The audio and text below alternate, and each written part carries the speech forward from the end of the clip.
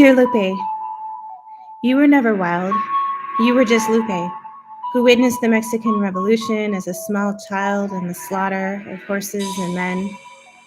You could imitate anyone.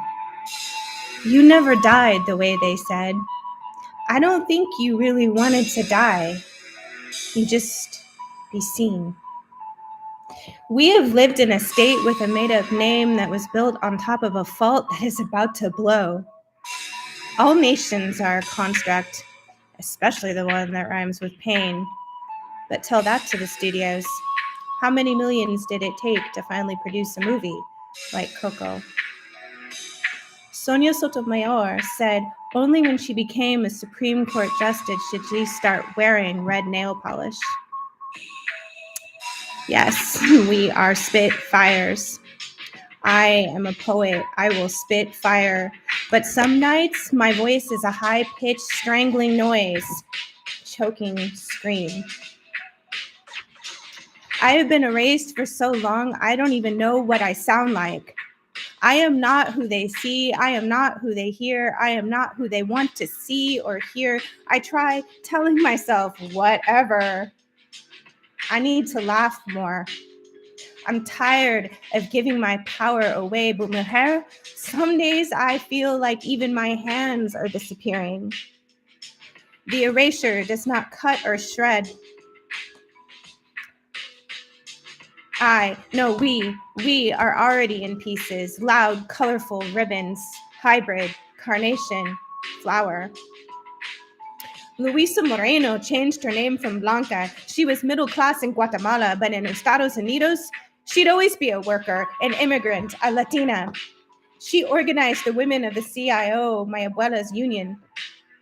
They finally given mis abuelos immigrant group a name, Invisible, because of the pluralism of how my family is nothing anyone wanted to see, then or now.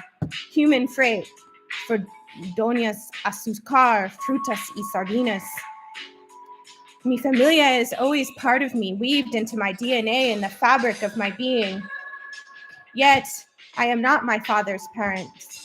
I am not my mother's Jewish uncle who wrote the script for one of your last films, 6 Lessons of Madame Lazanga, where everyone was posing as someone else and you were a Cubana and not the Mexican Spitfire.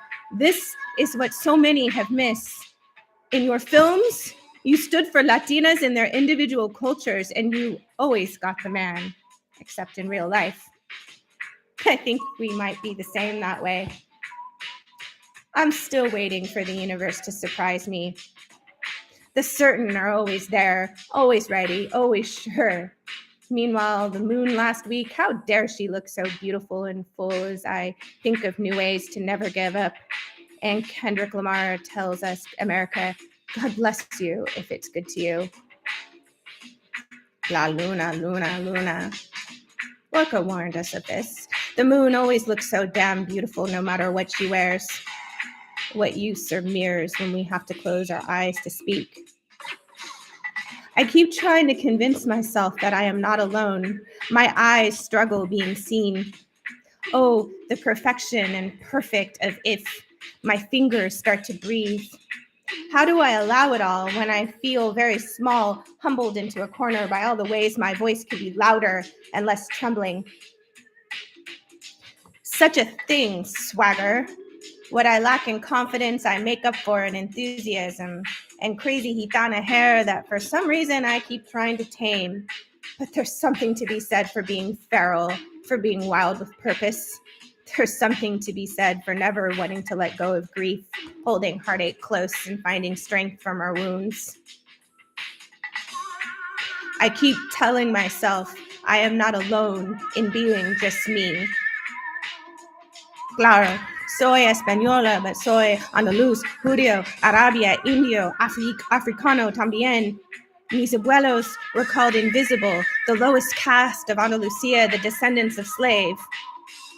In Al-Andalus, the cicadas have a song with the Guadalquivir. The wind is hot and comes from Africa. The air is hot, the streets are hot. The air is hot and comes from Africa. Sometimes the moon is full and smeared behind a veil of fog over that ancient land of dust and heat. Some pueblos still have Moorish castles from the early 15th century, and a single orange tree will bloom on the hill above a tabernas de mujeres where women's souls are now finally declared free. In Sevilla, several summers ago, I heard Rebecca Lane sing Alma Mestiza, and all the mujeres cheered when she said, "Entiende Andalucía." Entonces,